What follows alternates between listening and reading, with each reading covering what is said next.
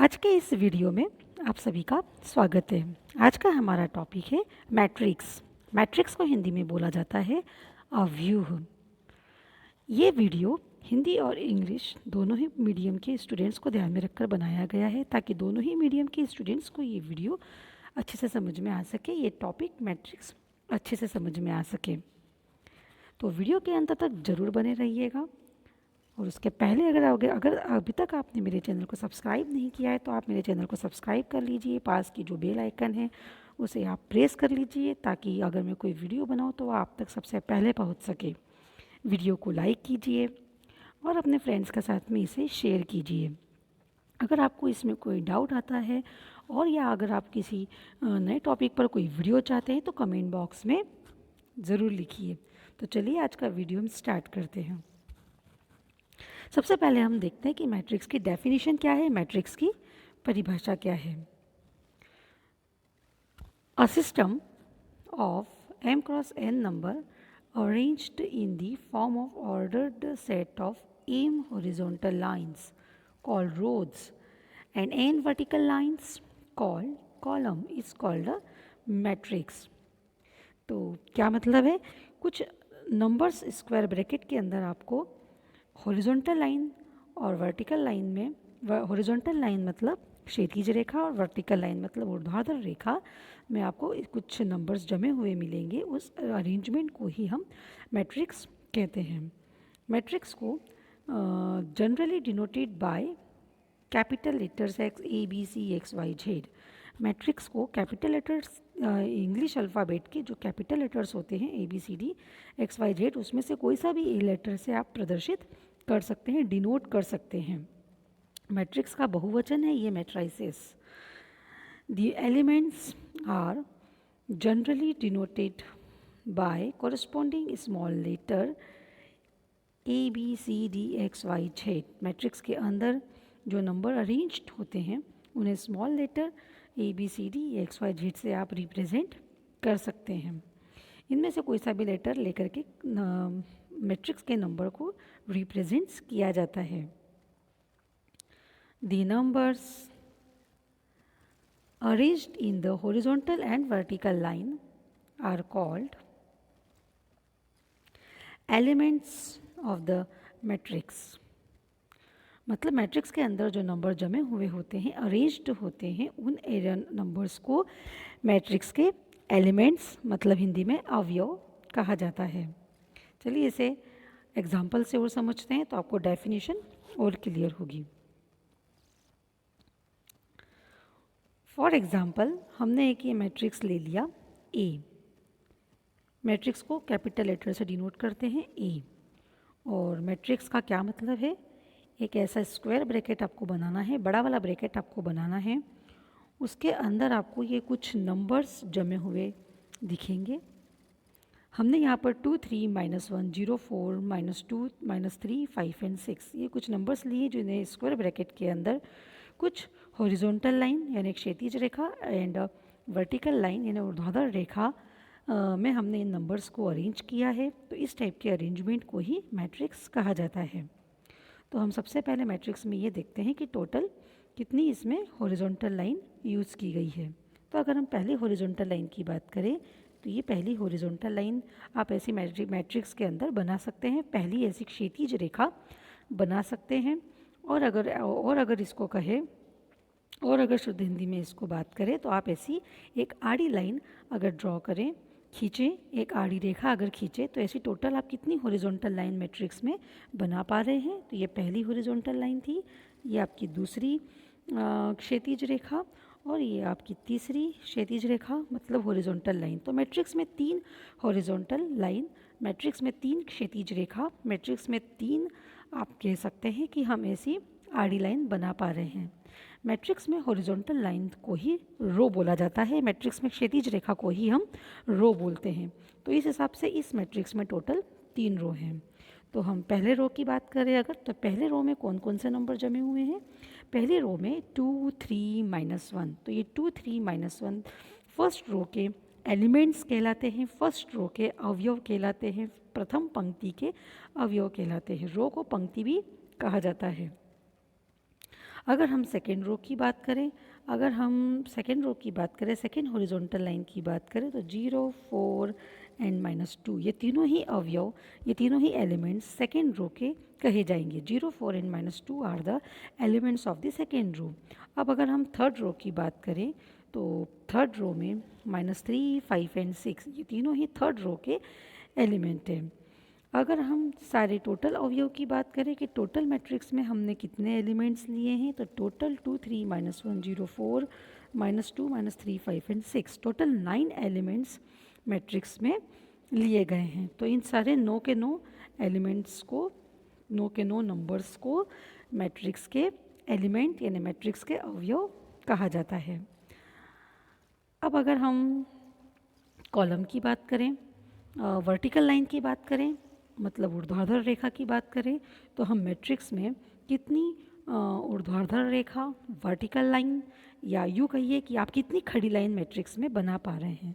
तो अगर हम पहली ऊर्ध्वाधर रेखा, मतलब अगर हम पहली वर्टिकल लाइन की बात करें तो ये मैट्रिक्स में आपकी पहली वर्टिकल लाइन है, ये मैट्रिक्स में दूसरी वर्टिकल लाइन है, मतलब दूसरी ऊर्ध्वाधर रेखा है या दूसरी खड़ी लाइन है।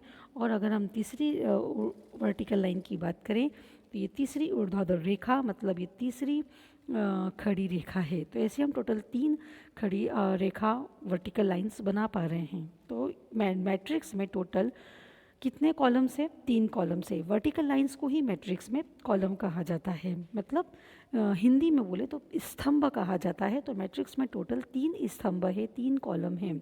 अब अगर हम 1 बाय 1 सारे कॉलम की बात करें, अगर हम फर्स्ट कॉलम की बात करें तो ये फर्स्ट कॉलम है 2, 0, -3। तो 2, 0, -3 फर्स्ट कॉलम के अवयव कहलाएंगे, मतलब 2, 0, -3 are called elements of the first column. अगर हम सेकेंड कॉलम की बात करें, अगर हम सेकेंड दूसरे स्तंभ की बात करें, सेकेंड कॉलम, तो ये 3, 4 एंड 5। मैट्रिक्स में वर्टिकल लाइन को ही कॉलम बोला जाता है, मतलब स्तंभ कहा जाता है। तो द्वितीय स्तंभ मतलब सेकेंड कॉलम, तो 3, 4 and 5 are the elements of the second column. अब अगर हम थर्ड कॉलम की बात करें तो ये थर्ड कॉलम के एलिमेंट्स है -1, -2 एंड 6। ये तीनों ही नंबर थर्ड कॉलम के एलिमेंट्स हैं। अब अगर हम अलग अलग सभी एलिमेंट्स की बात करें तो हम लेते हैं पहला एलिमेंट। अगर हम 2 की बात करें तो हम देखते हैं कि 2 first row and first column, 2 first row and first column में हैं, मतलब 2 प्रथम पंक्ति में और प्रथम स्तंभ में हैं। तो मैट्रिक्स का मैट्रिक्स के सभी एलिमेंट डेफिनेटली किसी न किसी रो और किसी न किसी कॉलम में ज़रूर हैं। तो अगर हम 2 की बात करें तो 2 पहला रो और पहले कॉलम में है, तो उनके पोजीशन के अकॉर्डिंग ही उनको आपको नोटेशन देना है। तो इस हिसाब से हम 2 को क्या नोटेशन दे सकते हैं? 2 = A11। तो यहाँ पर 1 का क्या मतलब है? मतलब आप इसे 11 भी पढ़ सकते हैं। तो यहाँ पे 11 का क्या मतलब है? 11 में जो पहला 1 है वो पहली रो को बता रहा है, फर्स्ट रो को बता रहा है, और जो सेकेंड 1 है वो फर्स्ट कॉलम को बता रहा है। और यहाँ पर स्मॉल a इसलिए लिया गया है क्योंकि हमने हमारे मैट्रिक्स को कैपिटल लेटर A से डिनोट किया है, प्रदर्शित किया है। आप मैट्रिक्स को जिस लेटर से डिनोट करो उसके एलिमेंट को भी उसी के स्मॉल लेटर से डिनोट किया जाता है। अगर हम हमारे मैट्रिक्स को कैपिटल B से डिनोट करेंगे तो उसके एलिमेंट्स भी हम स्मॉल b से डिनोट करेंगे। तो ये यहाँ पे 2 की पोजीशन डिसाइड हो जाती है A11। आपको जो नंबर है वो सबस्क्रिप्ट में लिखना है। अगर हम किसी और अगले नंबर की बात करें तो अगर हम सपोज़ ये 3 की बात करें तो पहले हम देखेंगे कि 3 किस रो में है और किस कॉलम में है, क्योंकि उसी के अकॉर्डिंग उसकी पोजीशन डिसाइड होती है। तो सबसे पहले आपको रो की पोजीशन देखना है, फिर कॉलम की पोजीशन देखना है। तो अगर हम 3 को देखें तो 3 आपका फर्स्ट रो में है और ये आपका सेकेंड कॉलम में है। तो इस हिसाब से हम 3 को क्या नोटेशन दे सकते हैं? 3 = A12, मतलब 3 को A12 की पोजीशन दी जा सकती है। 1-2 का मतलब 12 से है, और 12 मतलब यहाँ पर 12 में जो पहला 1 है वो रो को बता रहा है और जो 2 है वो सेकेंड कॉलम को बता रहा है। अगर हम अगले नंबर की बात करें, इसी प्रकार से हम सभी नंबर को उनकी पोजीशन के अकॉर्डिंग नोटेशन दे सकते हैं। तो अगर अब हम अगले नंबर मतलब -1 की बात करें तो आप देखते हैं -1 पहली रो में है और तीसरे कॉलम में है, तो उसके अकॉर्डिंग हम उसकी पोजीशन डिसाइड कर सकते हैं। तो -1 की हमने ये पोजीशन दी A13 का मतलब 13।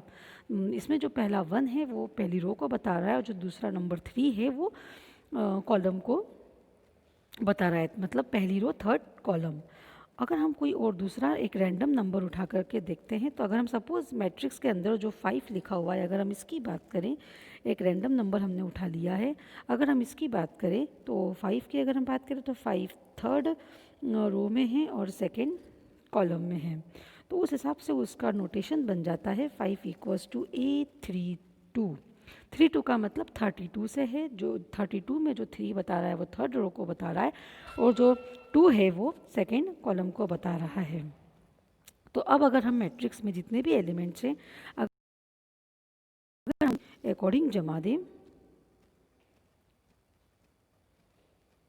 तो सबसे पहले एलिमेंट की अगर हम बात करें तो 2 मतलब ये पहली रो पहले कॉलम में है, पहली रो पहले कॉलम में है, इसीलिए हमने इसे A11 कहा।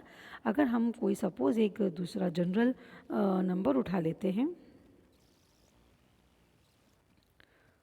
से अगर हम 4 की बात करें 4, तो ये 4 सेकेंड रो में है और सेकेंड कॉलम में है, तो इसके अकॉर्डिंग इसकी पोजीशन A22 दी जा सकती है। तो अगर हम सपोज़ -3 की बात करें,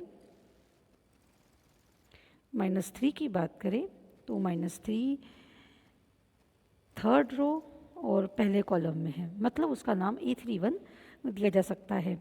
तो एक जनरल अगर हम नंबर न लिखते हुए एक मैट्रिक्स को एक जनरल तरीके से रिप्रेजेंट करने का तरीका स्क्वायर ब्रैकेट के अंदर ऐसे उनकी पोजीशन के अकॉर्डिंग वैल्यू लिखी जाती है।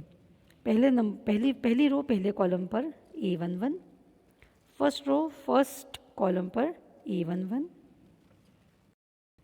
फर्स्ट रो सेकेंड कॉलम पर A12, ऐसे ही आपका आ जाएगा A13, तो ये first row and third column, तो ये आपकी पूरी फर्स्ट रो कंप्लीट हो जाती है।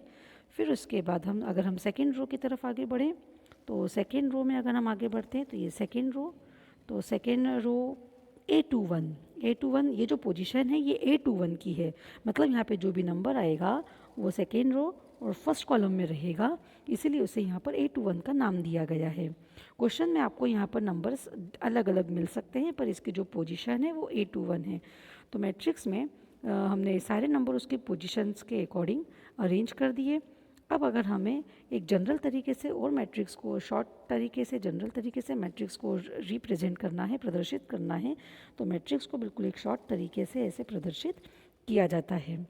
A इक्वल्स टू ये AIJ स्क्वायर ब्रैकेट के अंदर AIJ लिखा होता है। IJ का मतलब यहाँ पर I और J की आप वैल्यू रखते चलिए। I और J की जगह आपने 1 1 रखा तो A11 बन जाएगा। IJ की जगह पे अगर आपने 1 2 रखा तो A12 बन जाएगा। तो 11 12 13 21 22 ये सब ना लिखते हुए एक जनरल अवयव लिखा जाता है, एक जनरल एलिमेंट लिखा जाता है AIJ। ये मैट्रिक्स को शॉर्ट में लिखने का तरीका है।